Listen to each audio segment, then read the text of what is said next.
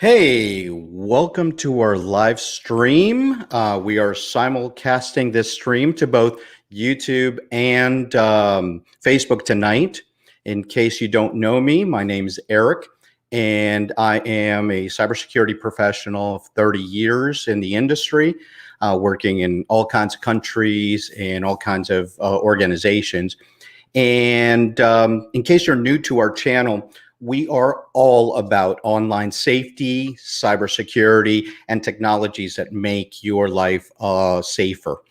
Um, Please consider subscribing, liking this video, and commenting across all of our platforms that we have here today.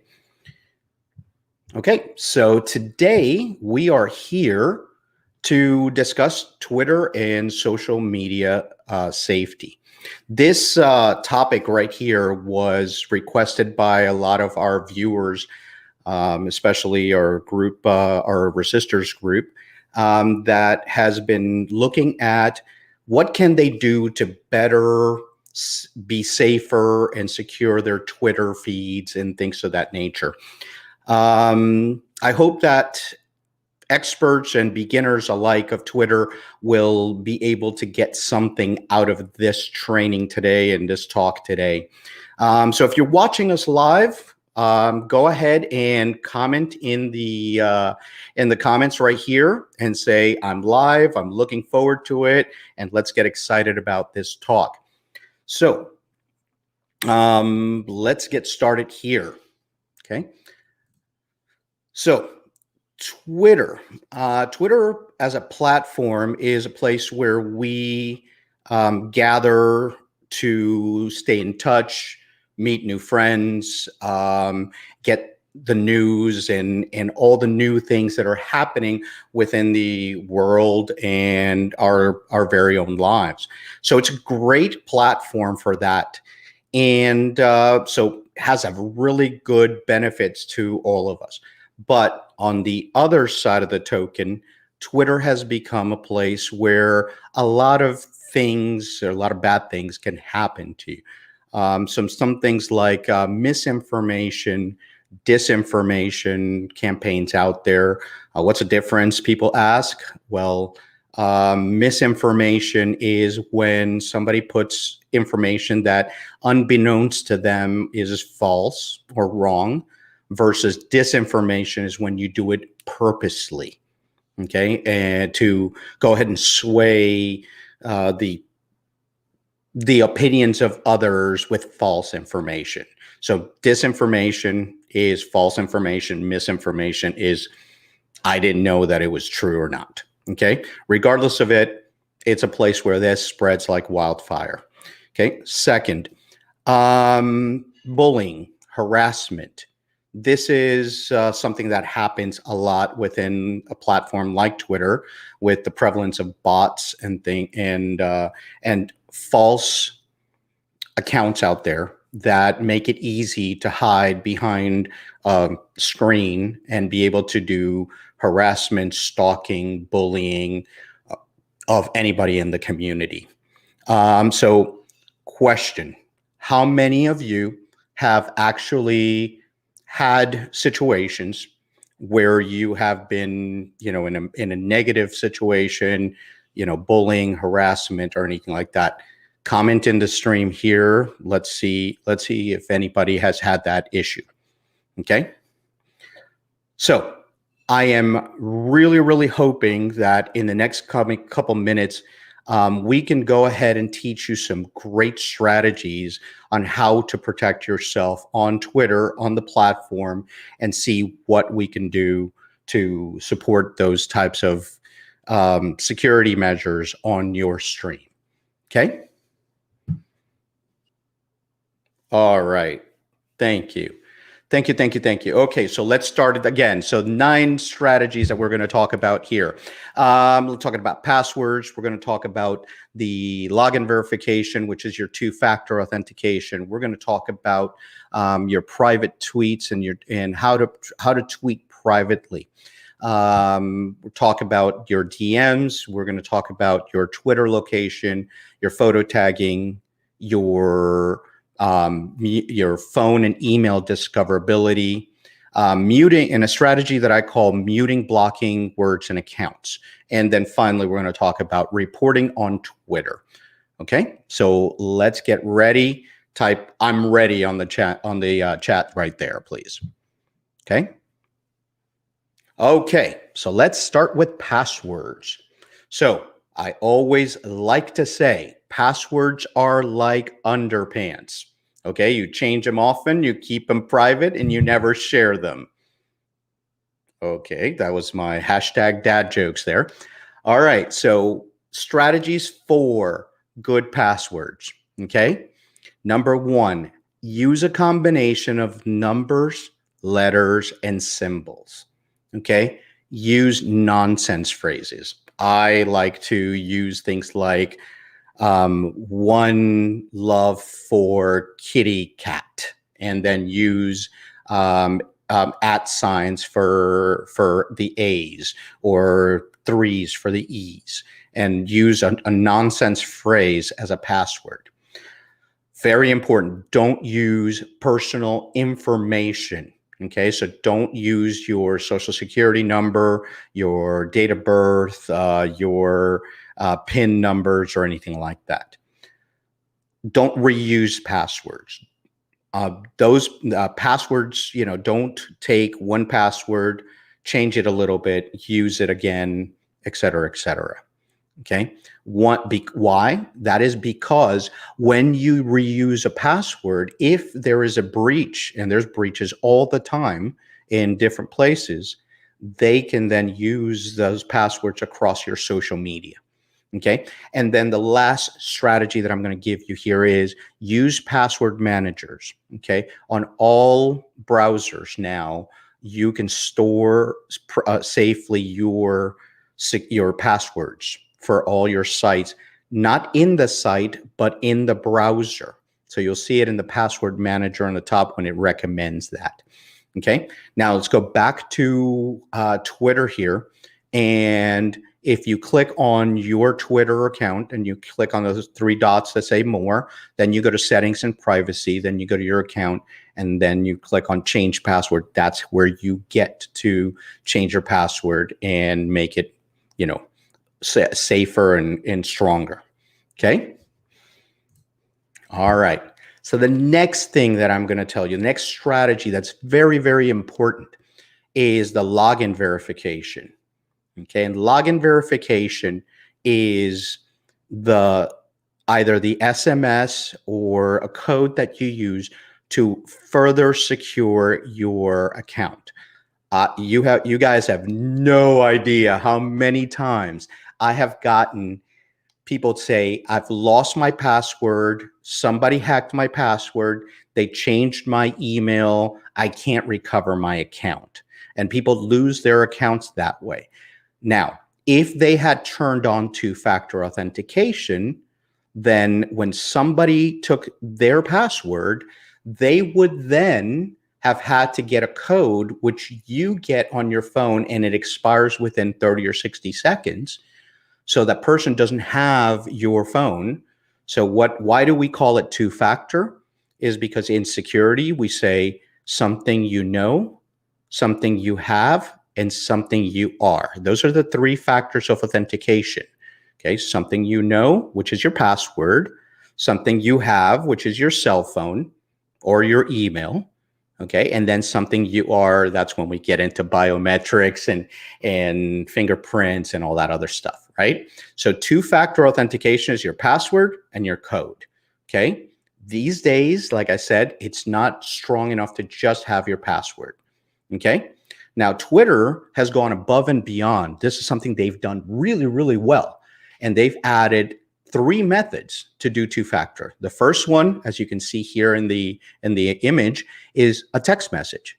So if you go to more settings, privacy, security, and two-factor authentication, you can check on that text message. You will then receive a 6-digit code. And then every time you log into Twitter or somebody's trying to log in, you will get a text message. Okay. Then there's others. There's authentication apps for those power users where you can have a code that is synced to the authentication servers. And finally, a authentication key, okay, which is a hard token that you can plug into your USB to log in. This will prevent anybody from changing your password. This is the most important thing that you can do to secure your account. So please go to this, enable your two-factor, have that at least that text message that comes to your account.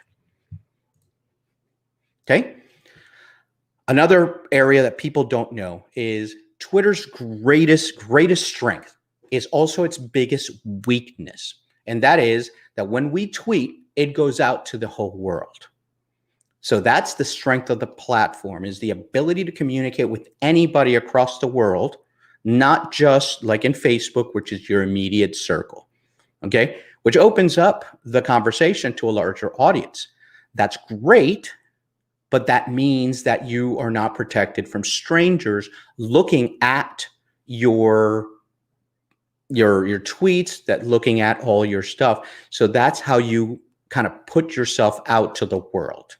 Okay. Now, Twitter allows you to do the same thing that you see on Facebook, where you can actually bring that circle in closer.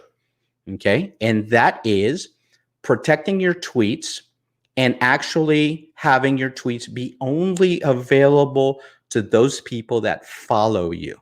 So if you want to only tweet to the people that follow you, you can go to settings, privacy and settings, audience and tagging, and protect your tweets, like you can see here in the picture. Okay. All right. So next, the bane of everybody's existence, the direct messages. Okay. Direct messages are a helpful tool. Okay. But they introduce new vector for harassment, for vulnerabilities that come into your computer. So they introduced this vector where not only can somebody come into your DMs and say malicious things or harassing things or anything like that. The one that we know and hate is when people send unwanted pictures through DMs. But the one thing that people don't understand or don't know or don't realize is that it also introduces the vector for sending malicious links or phishing messages, which are you click on that link and it sends you to a malicious site or that can download or attack your computer or your cell phone. And also at the end, it could be way annoying.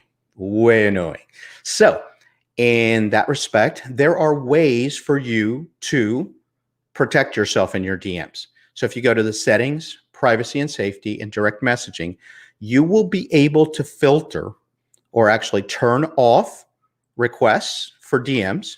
So this is where you turn off your DMs. You can filter any spam or low quality, they call them low quality, which are spams or people that send mass messages, graphic media, nudity, content, violence, and also show when messages are received or sent.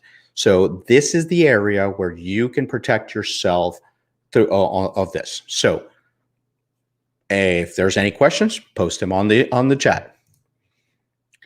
Okay, the next strategy to look at here is your tweet location. Okay, so the ability, every time you tweet, your location, your geolocation from your phone, your computer is broadcast online. Okay. And it's embedded in your tweets. So there is a place here on the settings, privacy, location, information that you can turn those locations off. So if you go to location information, then you click on location information to your tweets, you can see it says add information to your tweets, you can, that by default is checked. So when you uncheck that, it removes the location information from any of your tweets. So this is a good thing to do, and I highly recommend that you do so. Okay. All right. The next one, photo tagging. Similar to that. This is a vector that I've seen be super exploited with a lot of people, where you are allowed to, when you post a picture, you can tag other people in that picture, and it doesn't count for your at mentions on your number of characters. So you can tag anybody, and anybody can tag you. And this has become a vector for people to harass, spam, and and they'll post a bad picture and tag you, and that shows up on your timeline and to all your followers. So this is something that is very important to look at, check, and turn off as much as possible. Okay, another area that people don't know. So Twitter uses your phone number and your email for discoverability. Okay, that means anybody that has your phone number or your email that you use to log into your Twitter, they can find you on Twitter by just putting that information. Okay, so if anybody has your contact information, they can find you on Twitter. Sometimes it's good, sometimes it's bad, but this is, just because somebody has your information, as I said there, is you don't want them hunting you down on Twitter. So go to settings, privacy and settings, and in the discoverability and context section, you can go ahead and turn off those two checks if you want. If that's what you want, you can turn those off and be more secure. Okay. All right. And the muting, blocking the words and the accounts. Okay. Some people use this, believe it or not, for positive things. Okay. I'm going to start with the muted words. Okay. And muting words is something that I'll give you a perfect example. One of my children, before he watches a series or a show, if he hasn't started it, like Mandalorian, he will mute Mandalorian, Baby Yoda, anything like that that is referring to that particular series, so that tweets are not shown in his trending, so that he doesn't get any spoilers. The same thing you can do to filter out accounts, words, and mute things that you don't want to see in your feeds. So if you are being harassed, if you're being, bothered online, this is the area in the settings, privacy and safety, mute and block. You can block accounts by their username. You can mute the account. So that's not a block. That's just a mute. It basically doesn't appear in your account. Then you can also mute words, where they can just mute, the words that they're saying to you. If they are attacking you with something, or names or something like that, you can mute them. Okay. Then, as well as you can mute your notifications here as well. So the strategy when somebody is harassing you, I always say, the first thing that we say to anybody that's being harassed online, number one, do not engage with the harasser. Once you have said, please stop, do not engage. That gives them more fire, that gives them more energy to continue to harass you. At that point in time, we want you to mute them, block them, mute the words that they're using, and mute notifications from that person. You can do that in this area. Keep them away. Most, 90% of these harassers, they get bored. They don't get any feedback. They just move to their next target, unfortunately. Okay. And with that, we come up to the reporting piece. Okay. So when that does not work, and when you feel that an account has been either abusive enough to warrant action, you can report it. Okay. After you mute, after you block, after you do all of that, we can then go ahead and report. So that you go to the account itself, you hit those 3 dots next to the DM and follow. Okay. Then you go to either mute, block, or report. When you report, you will get a listing of the types of reports that you're doing. Is it harassing? Is it misinformation? Is it disinformation? And you select those. And you can then, if it's a harassing tweet, Twitter will allow you to report many of those tweets in one report. Now, no, you have to take matters into your own hand. Block, mute, like I said in the previous slide. Okay. Why? Twitter does not have the best track record, as we all know, for blocking or banning offensive accounts. It happens so much that their backlog, and I know some of the Twitter security people that are doing this, their backlog is horrendous. And so when it's not automated, they have to do an investigation. It's going to take weeks or months to get to that point. So again, take matters into your own hand by muting, blocking both words and accounts, and do not engaging with that after you report. Okay? All right. Okay. So doing a quick recap here. Passwords, make sure you have complex passwords and you're using password managers. Login verification, turn on your 2-factor. Enough said, go get that done, do it now. Okay?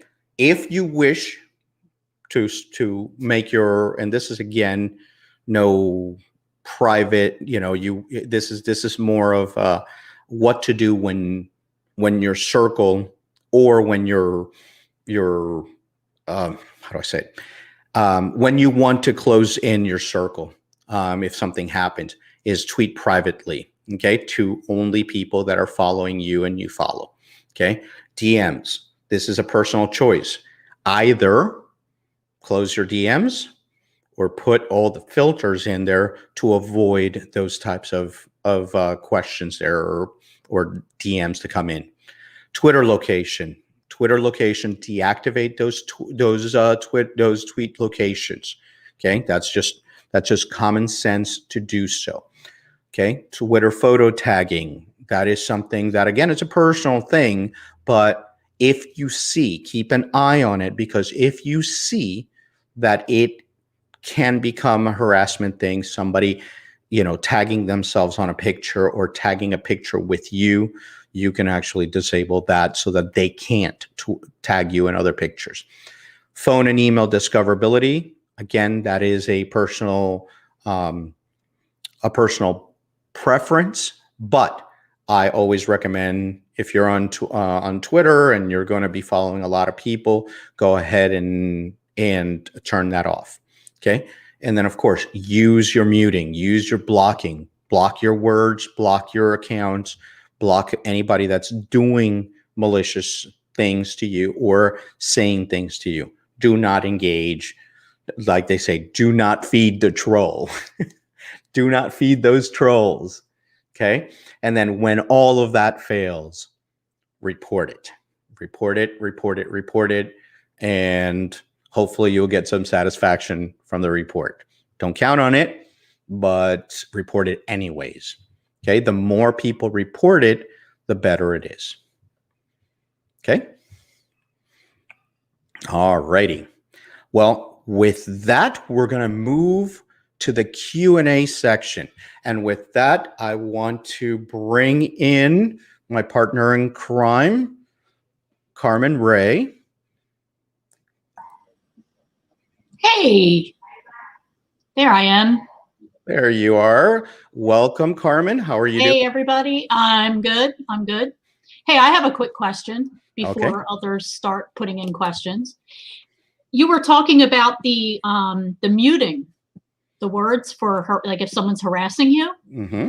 But we tell people all the time to keep tabs and save those harassing messages and stuff. What if you mute it? You're not going to see all the stuff they're posting, right?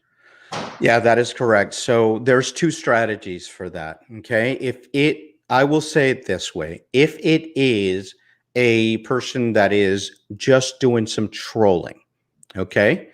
If they're just trolling for the sake of trolling, that's when you mute and do that. If it is a confirmed, or if it has grown to the point of being a stalker or harasser or something like that, at that point in time, I say leave it open, collect the information so that you can pass that on to either Twitter security or your local law enforcement or the FBI, or, we've got people here from all over the world. Emmanuel, I see you. So welcome, Emmanuel. Okay. And he's in Nigeria. So, and they have their own local cyber squads and things of that nature. So take the information and be able to keep a log of the things that are being said to you. Okay. Sounds good. All right.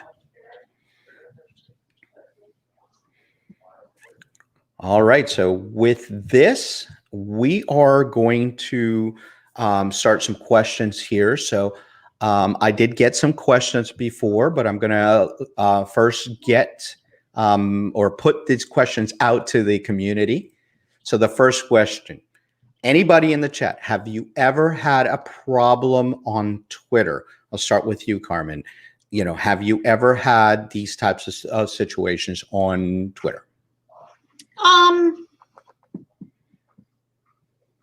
Not too much. I stay pretty tame, I think. So I don't draw a lot of hate stuff on there. But only for me, right? Yeah. Only from you, yeah. And I've reported you a few times. But the DMs though, they're always a problem because you get unwanted messages from people, and I honestly I just ignore them. I don't even do anything with them. I just don't answer them. So I mean, I think Kelly's the only one that I respond to, and maybe So when it comes to that, if you're getting unwanted DMs and Twitter, just ignore. Okay, wonderful. Okay. Has anybody in the chat and have had any problems on Twitter? All right. Or any social media. Or any other social media, correct. Could be Facebook, could be Instagram. Instagram is notorious for clicks, and that could be a whole other show. Yeah, that could be a whole other show. All right, so let's go to the next question here. This one's for you, Carmen. What do you do to stay safe on Twitter other than stay under the radar?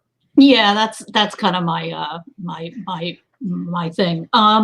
What do? I do have the 2-factor authentication, which I've said before was not something that I love, but yeah, I do use that. Let's see what else. I'm bad because my location's there. I don't think I have anything set really private. Yeah, don't look at my stuff, Eric, because you'll lock me up. Yeah. All right, and the last question I'm going to start. I'm going to ask you directly is, what strategy of the strategies that we talked about did you find the most helpful? You asking me? Yes, I'm asking you. Oh, I thought you were asking everybody else.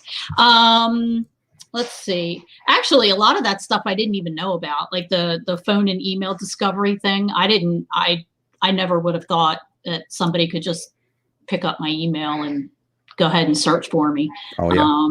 So that was kind of interesting. So that's something I might actually look at. Okay. There might be some people, but I don't want to be private though, because there's nothing worse than being in a conversation on Twitter and like a long thread and people are talking, but one of them has their Twitter like set private and you don't follow them. So you miss half the conversation because I can't read the person who I don't follow their comments, and somebody keeps, other people are like, ha ha ha, this is great. And we're having a good time. And I'm sitting there like, I can't read these tweets. So, in a way I don't want to do that, but yeah, for safety's sake, I mean, maybe. All right. But it was all great information.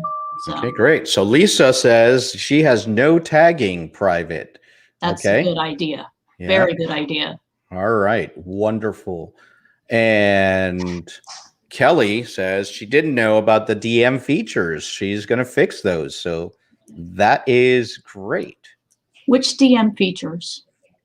The securing your DMs and making sure you have the spam filters on your DMs. Oh, that part. Okay. Mm-hmm. Yeah, I don't have that either. All right. Wonderful. Probably why I get some unwanted pictures. Yes. All right. So Emmanuel says, how do I detect a fake account from a real account? So many people impersonate and scam people. All right. So how do you normally look at an account and say, that's a fake account? I'll answer, and then you can follow up. I know, usually if you look at their profile, like go onto their Twitter and look, and you can see what they've tweeted and also what they've responded to. There's a place there. I can't remember where it is. Let me see. Yeah, tweets and replies. And you can see under tweets and replies how they've interacted with other people. And you can get a really good feel on whether or not this person is real or, or not. Or if they're just, that's how I do it. Just really take a good look at their profile, see who they're following. Don't be afraid to check who they follow, who they've responded to, what kind of responses they give. And that'll tell a lot. Oh yeah, that's a good one. Okay, so a couple things. That is one of the best ones. That's using your human intelligence to look at an account, look at how they're responding, look how they're talking, and identifying that's one. The other one that I like to look at, and this one's not foolproof, but normally I call them number accounts. Okay, that's when you see a name and it's followed by like 10 digits. Okay, so those are number accounts. But you can't go by that all the time. But you can't go about that, because when you sign up for Twitter, they give you a name. That's what they do. Mm-hmm. But what happens is a lot of those bot accounts, because they are built with software, they do not change those. Mm-hmm. And then what you see is in the tweets and replies or the messages, you see no messages sent. Okay, or it's all retweets. Then there's no personal messages or messages that are built by that person. So that's one way. Those two major ways is identifying those, as bots. So I'm hoping that helped you. There are other cases there where they, actually use artificial intelligence to create these things. The other part is look at when the accounts are created. Sometimes the accounts are created and there's no activity for a while, and then there's a lot of activity within a week or two, and then no activity. So that's another way to identify that it could potentially be a bot. Usually interaction, and you look at that, you kind of learn that, but don't get sucked in by some of these, because there are very good chatbots out there that can do this and look and feel like it's a real person. Okay. All right. Okay. And Emmanuel says, I saw a case where a bank customer service was attending people and then another account was quickly impersonated and sent DMs requesting sensitive information, which they gave. Okay. That happens quite a bit. Okay. Especially when the tellers are too busy or the customer service representatives are too busy. And this is why we try to keep our information as safe as possible within, our environment, because when we're doing investigations, we normally can see that, wait, somebody gave this information on Twitter. One of the biggest things is people don't realize that you can piece information through your timeline. Okay. Happy 50th birthday. Okay. When there's a birthday on Twitter, it shows your birthday and your birth month. Okay. And it sends up little balloons. And it sends out the little balloons, right? Well, but it doesn't give you your date, your year of birth. But if you're yelling 50, that's simple math to get your name. Mine has my year of birth. You can see it, but nobody else can. Oh, I didn't know that. So good. That's good. If you go to say Lisa or Kelly's account, you'll see that if they allowed it to put it in there, which is a safety measure, you can put it in or you can't. But if you do, it'll just say December or December 1st or something like that. Okay. But you piece that information. Then you piece your location information. Then you piece the pictures. Okay. I saw somebody who took 3 pictures, and one picture had the street name that they were in. One other picture had they took a picture in front of their house and they had their house number. Mm-hmm. So by the time they pieced the information, they had the full address of the person, and that was just 3 pictures. So watch what you're posting. Watch when you're posting things like that. I saw somebody, post a picture of their car and their license plate was readable. Okay. Oops. Okay. Kelly says, fake accounts have 2 first names.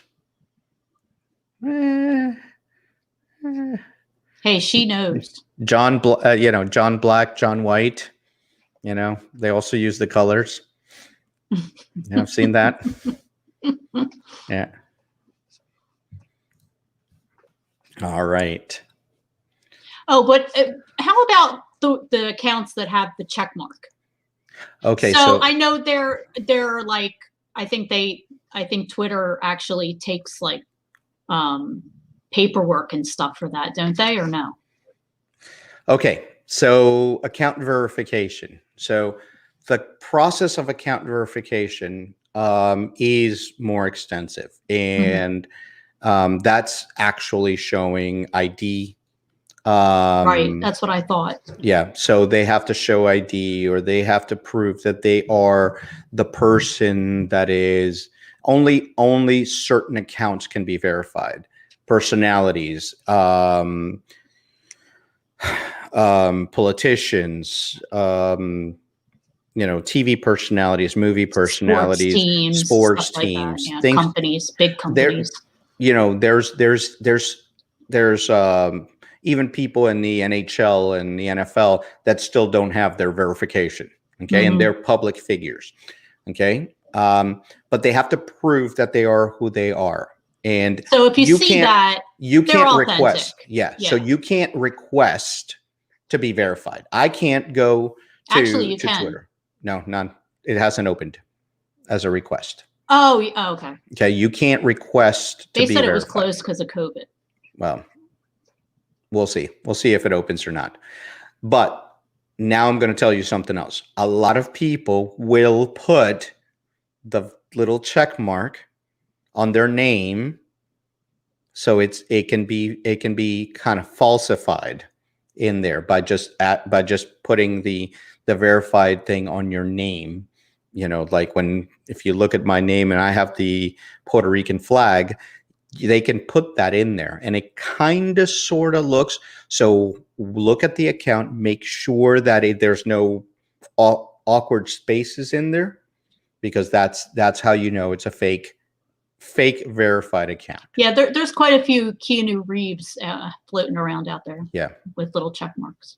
Mm-hmm. All right. Okay, with that, do we have any other questions from anybody? All right. All right, looking over here, I don't see that. So with that, I am going to close this Q&A session for this. And hope we will be back next week with another case. Yeah, I was kind of down and out this week, so I really, really hope that you guys learn something, even if it's, even if you're an expert. Like, we've got a lot of folks in our group that are, live on Twitter, but I'm hoping that these strategies that I gave you guys helped you guys. And if you have any questions, please leave them in the comments below. Let us know. Please comment. Okay. Number one, I want to tell you guys that, please subscribe to the channel. Please support us with however you can. We just opened up our membership. So click on that Buy Me a Coffee, Eric Belardo Cyber, without the E at the end. The link is down in the description, and see our new memberships. The second thing is, please, in the chat down below, as soon as we post the video, please let us know what other topics you would like to see us do this. One of the things that I was thinking as we were preparing this is maybe do a cyber crimes every other week, and then do a topical live stream every other week for this. So tell us what you think. Tell us what you would like to see here. Yeah, Kelly had requested, I think it was Kelly, that we do something for kids safety online. Oh, yeah. And I thought that would be a really good one for us to do. All right. Yep. And Kelly says she is guilty of being on Twitter too much. No. Wait, this way. Yep. That way. This one right here. Yeah, maybe a little. Okie dokie. So with that, next week, we're going to do a brand new episode of Cybercrimes, Dangers, and Defenses with a brand new case. So please, I hope that you all tune in. We will have the replay of this video as soon as it gets processed by Facebook and Twitter and YouTube. And I would love it if you guys would share it with anybody that you think would help, that this would help them. So let them know, share it with them, have it watch. And please don't forget to like, subscribe to the channel. And until next time, practice Say Cyber, and we'll see you again soon. See you next week. Bye.